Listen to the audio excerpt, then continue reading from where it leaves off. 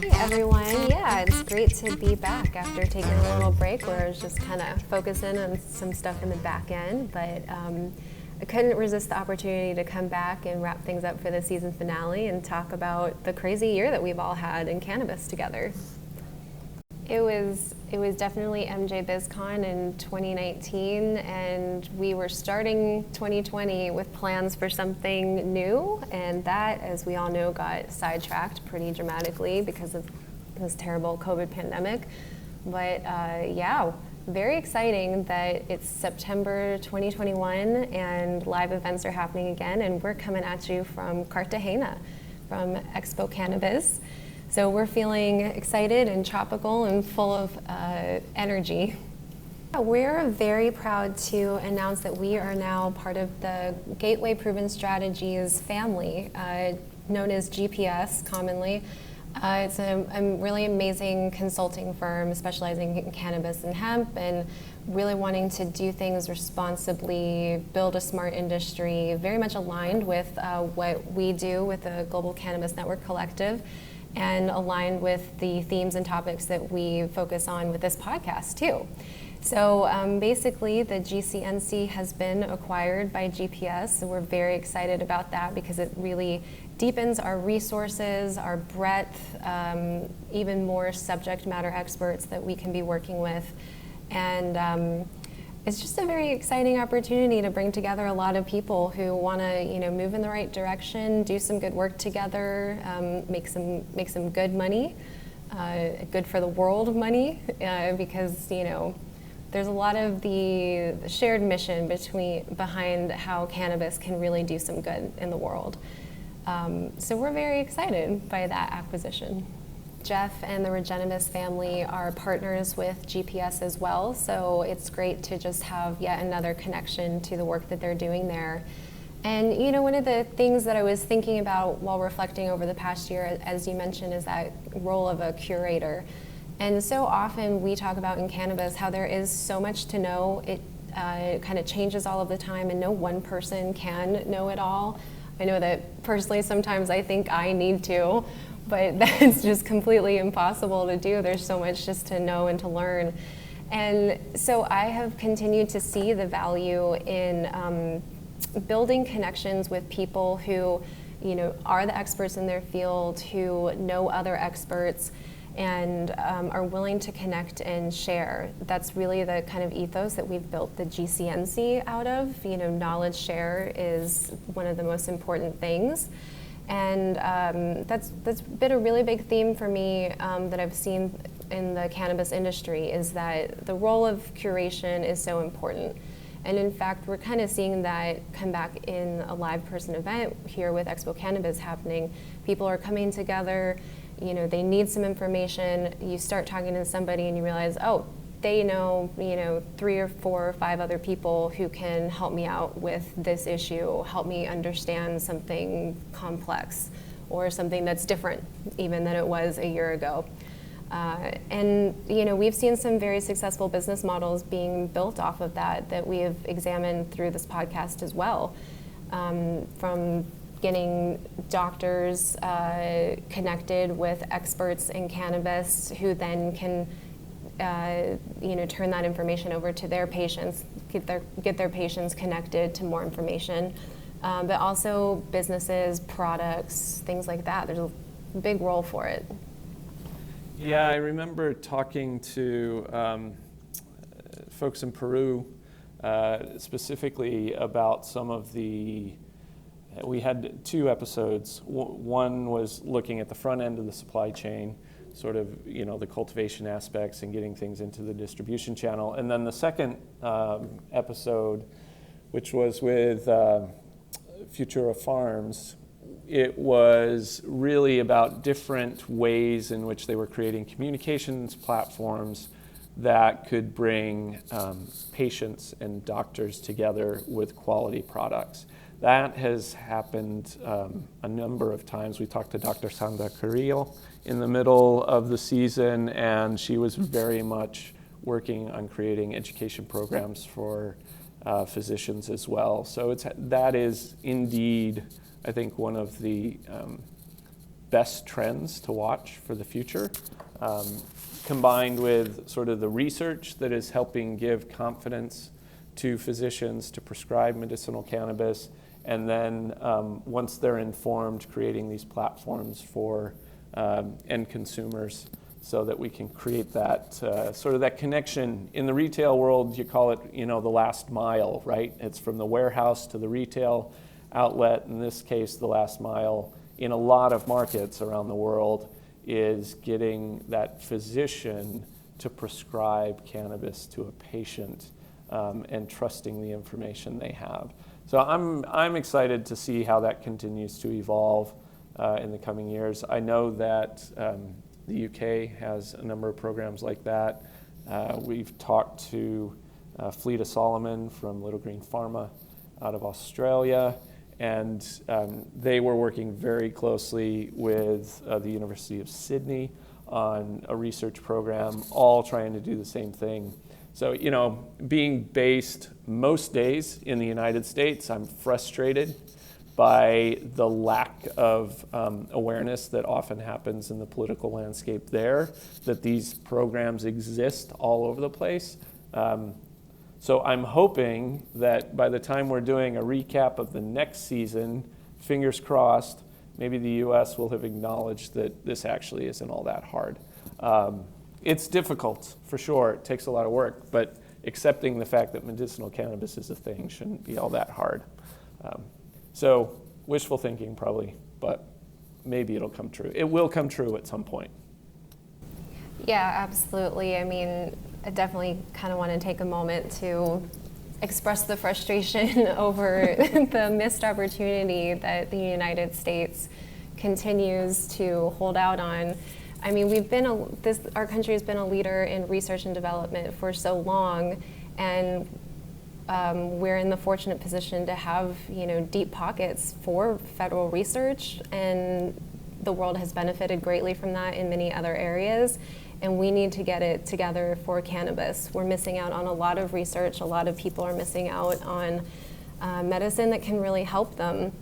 And the hard truth of the matter is that research takes a long time. Research and development take a lot of time. They take a lot of capital. I want us to get there soon. It's incredibly inspiring to see the work that's being done in, Israel very much as a leader. We're seeing what's happening in the UK, Isodial, of course, and it's very encouraging, of course, to see what's happening throughout Europe with so many countries launching pilot programs, of course. France is something that we want to look ahead to. And as you mentioned, Little Green Pharma is doing some really great work in getting their products out throughout Europe. They have a lot to offer there. They're not the only ones, but yeah, we're big fans of Little Green Pharma for sure. Yeah, I know Tilray recently started delivering their product into that French pilot program as well. And I cannot remember at the moment. There's two others, I believe, that are doing it as well. So sorry, audience, I'm having a brain freeze for a moment on the other two companies in that French pilot. One of the things as we were reviewing show notes prior to the show, you were using the analogy, Jill, of the tortoise and the hare. And there's been a lot of companies that are what I would say are, flashes in the pan. They try and get out really fast. They raise a bunch of capital for smoke and mirror ideas without a lot of substance, without the necessary research, because the patience to really do it right isn't there. Most of those companies, none of those companies will you hear on the International Cannabis Conversation. Because while sometimes being called a tortoise in this analogy doesn't feel particularly sexy, they are the ones that win the race. The countries that are doing the research and providing the sort of fundamental knowledge and information to the businesses, to the health care practitioners, and ultimately to the consumers are the markets that are going to win, and the companies that are being smart about how they build, what their business plan is, and working in sort of incremental growth models. Those companies are the ones that over the long term, we can already tell are not only profitable, but have great opportunity to be extremely profitable, while also, many of them taking this philosophy of doing well by doing good, which I love. I mean, it's been talked about a number of times with guests on the ICC that yes, they want to make money, but part of the ethos really of the cannabis industry in many parts of the world is understanding that there's local farmers that benefit, there's local patients that benefit, and everything else. So I'm hoping we continue to see that trend. Yeah, and one other trend to dive into a little bit related to all that is when you think about what's been done over the past 18 months in cannabis, the role of technology and data is undeniable, right? And the companies that we're talking about that are really being the tortoise and kind of investing and doing things at a quality control every step of the way, they're being really smart about how they're leveraging data, how they're using the technology to operate all in multiple countries at once sometimes, and in a way that's not necessarily stretching them too thin. This isn't business that could have happened in the same way in the 1980s. Let's just say, like, cannabis and tech do have a very interesting relationship that has definitely deepened because of the effects of the pandemic, right? All of a sudden, people were all working from home, but as you well know from our podcast, it's easier than ever to connect with people in different countries. You just got to find a time that everybody can be awake, right? But plenty of companies are doing business asynchronously, with folks working on the other side of the world. And 20 years ago, nobody really would have thought that was possible, and it's totally possible. We're seeing people succeed and doing really well, and just reevaluating how they're doing their business, how they're managing their supply chain. And of course, one thing that really matters that will not change with that is the value of relationships, though. The technology might make it more possible to connect with people on the other side of the world, but it is building a good relationship for your business, partnering, creating alliances. That's the kind of thing that's tried and true and probably never going to go away, as much as the technology might be changing the face of it. Yeah, I think, something we're going to see that we have rarely seen in history, because the particular combination of things that have occurred, hasn't happened before, is as the biggest barrier, which is these legal frameworks, start to fall so that we have systems. I think the velocity at which the cannabis industry will grow is hard to even imagine. I mean, you already look at how quickly the industry has grown globally, with all these hindrances, with all the challenges to banking, with all the regulation, the enormous taxes. All of that stuff is there, and yet it still grows because the demand is there and the need is there. The opportunity for regenerative crops, that industrial hemp really fits this amazing role with. Now that we've got these technological communication pieces in place to really help drive and enhance the velocity of communication, it means that those parts of the world that are just sort of built for cultivation are going to be able to connect so much more quickly with the markets that they're really trying to supply the medicines and the products to, say, in Europe or North America. So I'm excited about it. I mean, I think there's a whole lot of stupid we got to get through first, with weird laws and people who don't really get it yet. But the amount of progress that's been made is phenomenal. So I'm looking forward to that tech trend. One thing, just as a riff off of that, when I think about big markets coming around, really for the last 4 years, at the end of the year, we've been able to accurately predict, hey, we think Mexico's coming in strong. But finally, it feels like Mexico actually is coming in strong. This is another fingers crossed moment. But I think that's a pivotal market for the connection between North and South America. And you've got this now great cultivation hub, along with markets like where we're at today in Colombia and other parts of South America that can really help supply high quality product around the world. So I had to throw that in there. 3 cheers for Mexico. Let's hope they pull it through here at the end of the year. They already have the medicinal program in place. I mean, we've certainly covered it this year, but hopefully we'll get a more expansive sort of national adult use framework in place that I think will help a lot of farmers, help a lot of people, and certainly change the dynamics of the North American economy. Yeah, absolutely. Lots of eyes on Mexico to see when they're actually going to make some things happen. And, one of the other things I can envision us talking a lot more about next season is China. And Chris, you kind of mentioned some of the weird things that can happen in the cannabis industry. And weird might actually be an appropriate word to describe what is happening with China and some of the Asian markets.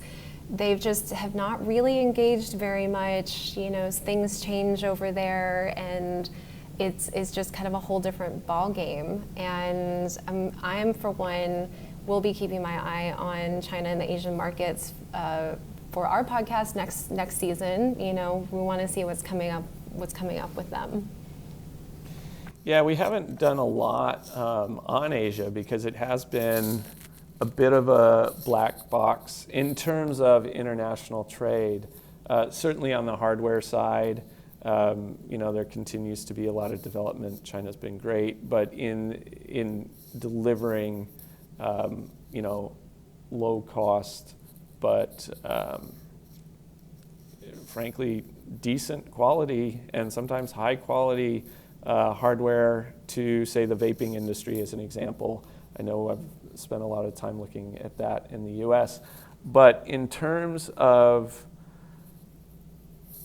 other cannabinoids, CBD being, of course, the one that comes to mind, top of mind, and how that is going to affect the global flow of CBD and other non-psychoactive cannabinoids. I think that's yet to be seen. The other, enormous population market that's definitely going to have some influence on the world is India.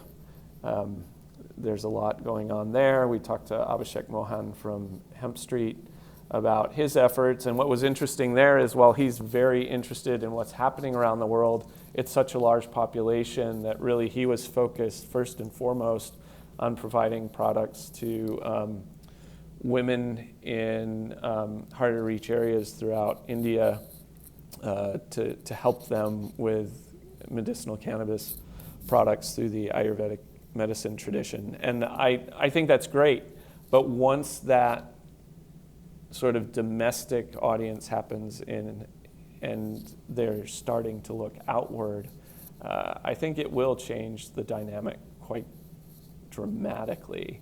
And when I talk to people in North America and South America and Africa and Europe about that, it's not really on anybody's radar. So I think that is something that we're going to have to keep track of and bring to people's attention as it starts to change, because it may not happen in the next 12 months, but it's certainly going to happen, and when it does, it will make a dramatic effect on what everybody's doing, both in cultivation and in product. Yeah, and especially with the Ayurvedic tradition in India, there's a lot to be learned from that. Cannabis, of course, has already been an integral part of that for literally thousands of years. But so has so many other wellness aspects that I think the West is really starting to pay attention to. We're starting to see some really good things happening in the holistic wellness industry.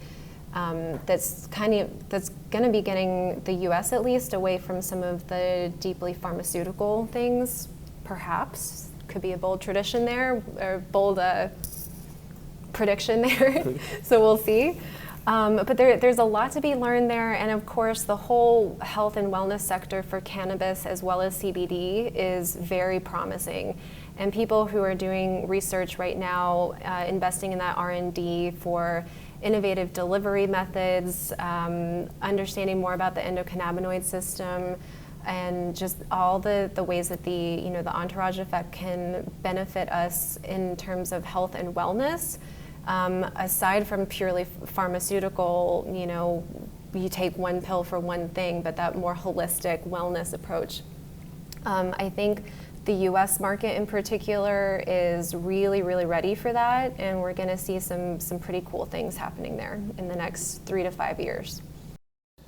Yeah, I'm going to riff off of your prediction there and say that another thing I think is going to be pretty prominent, because I've already started to see it, is this expanded discussion of cannabis beyond THC and CBD, which everybody in the consumer market already has heard about, into some of the other minor cannabinoids and how that's working. I have started to see a lot of products being sold in dispensaries throughout the US. I've seen discussions in Europe and some products being sold in different markets in Europe that are starting to integrate a lot more CBN, CBG as a way to diversify the product and really highlight some of the additional benefits.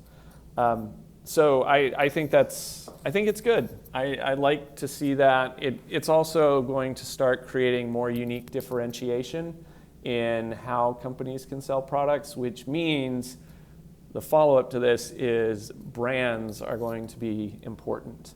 Thus far, that's not really been a thing, but we talked to Rebecca Hall from Southwest Brands about 6 months ago in the UK, and I saw I think it was 3-4 weeks ago, what she was talking about coming down the pipeline in terms of some of her different consumer packaged products are now in market. And I think that is going to be true around the world as we continue to see sort of more than just the core discussion happening, but there's great opportunities for differentiation. And that'll get exciting because then it allows for a lot of the mainstream to get past the stigma and really into the substance of what it is they're buying, consuming, and seeing. So any other trends, Jill, you want to touch on for the year? Yeah, your point about brand differentiation is very important, and I think one aspect of that I definitely want to touch on is brands that give back, and in general, the social equity programs that we're seeing happening in cannabis. These, of course, are increasingly common in the United States. It makes me proud to see every time a state goes for a legalization program and they specifically integrate a social equity program there, because as we are all aware, there are a lot of wrongs that need to be righted in the cannabis industry. So one approach towards that is the regulations and the legislation around that. But as well, we don't have to have one law in a state telling us that we have to do the right thing. There's a lot of brands out there that are doing the right thing and doing good work and giving back. And it's not something that happens just in the United States either. We have been fortunate to talk to some guests who are doing some great work in South Africa, Mexico, throughout South America. There's very important work to be done in lifting up communities.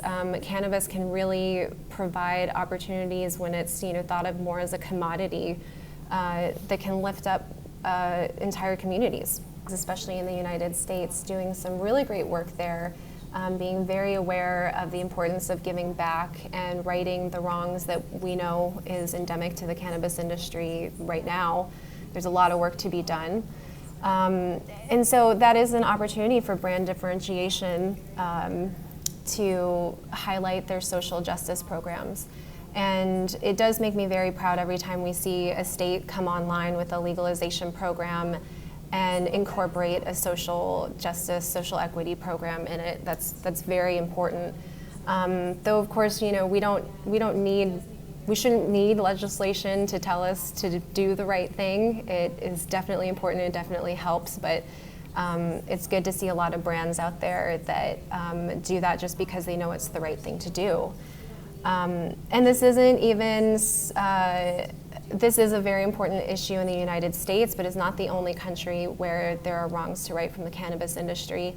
And in fact, there's a lot of very promising opportunity, I would say. There's a lot of work to be done in Mexico. Their social equity program is very important. Being aware of the indigenous communities and traditions that exist with cannabis there, and honoring that and making allowances for that in legislation, very important, and throughout Latin America as well. And we've also been lucky enough to speak with some people doing some really great work in South Africa, who are really starting to look at cannabis as more of a commodity, opportunities there for smaller farmers to have a cash crop, which perhaps is something that people in the United States would not have thought of cannabis as a cash crop that, that's very important, right?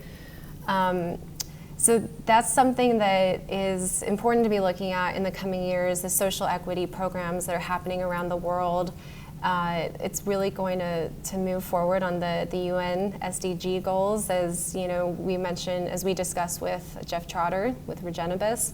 And in general, the opportunity to build regenerative systems for the cannabis industry in particular. We have a great opportunity there. And I think that's something really important to really keep focused on in the coming years. Regenerative systems, the social equity, and taking this opportunity to do things better for this industry.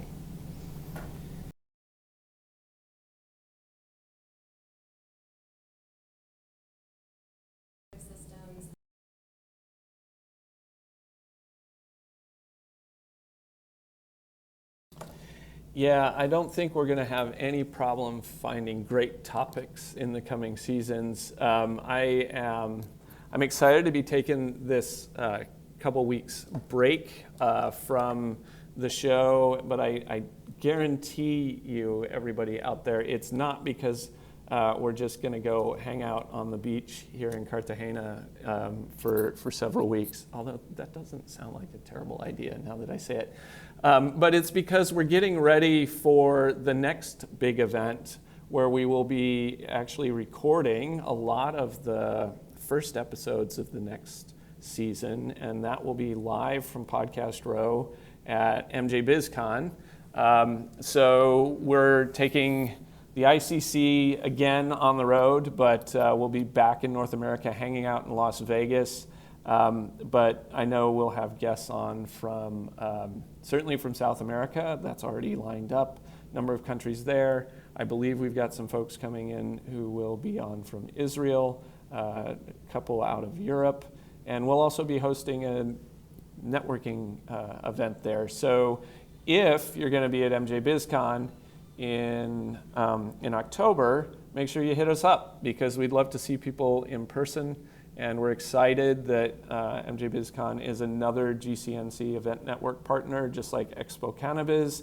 I talked to Douglas Gordon from Canex Jamaica last night. He's here in Cartagena, and he's looking forward to producing his event in the first half of next year. And I talked to Nick Spiteri out of Malta, MedCan World Forum. He's excited to be getting up and running again soon as well. So we've got a lot of things to look forward to, a lot of great topics to cover. And if you still haven't subscribed, even after all of these episodes, get off it, do it, hit that little button so that as soon as we come back in a couple of weeks, it'll just pop up in your feed and it'll be good to go. So Jill, thanks so much for coming on with me for this last episode. Really appreciate having you here. And I'm going to try and get everybody to do a few more episodes next season as well. Thanks so much. And we look forward to seeing you soon.